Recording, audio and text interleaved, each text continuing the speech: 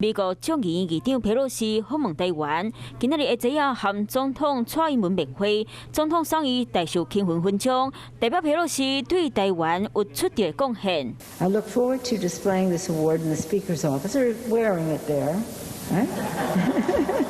趣味回应讲，会把这个勋章挂在咧办公室，气氛真轻松。不过伊嘛讲到，这摆来台湾拢是因为43年前的一项法案。43 years ago, with the Taiwan Relations Act, America made a bedrock promise to always stand with Taiwan. 强调美国会和台湾徛点做伙，总统蔡英文嘛讲，台湾面对军事威胁，绝对袂软正。面对持续且刻意升高的军事威胁，台湾不会退缩，会坚定维护国家主权，坚守民主的防线。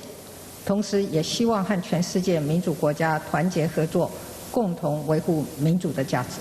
Came to Taiwan to make unequivocally clear we will not abandon our commitment to Taiwan, and we are proud of our enduring friendship. 会继续坚持台美的关系，包括经济、国防安全和战略思考，嘛讲到绝对袂反背台湾，会和台湾徛做伙。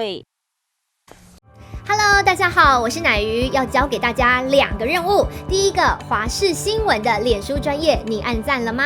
还有华视新闻的 YouTube 频道，赶紧订阅起来，还要记得按赞，开启小铃铛哦。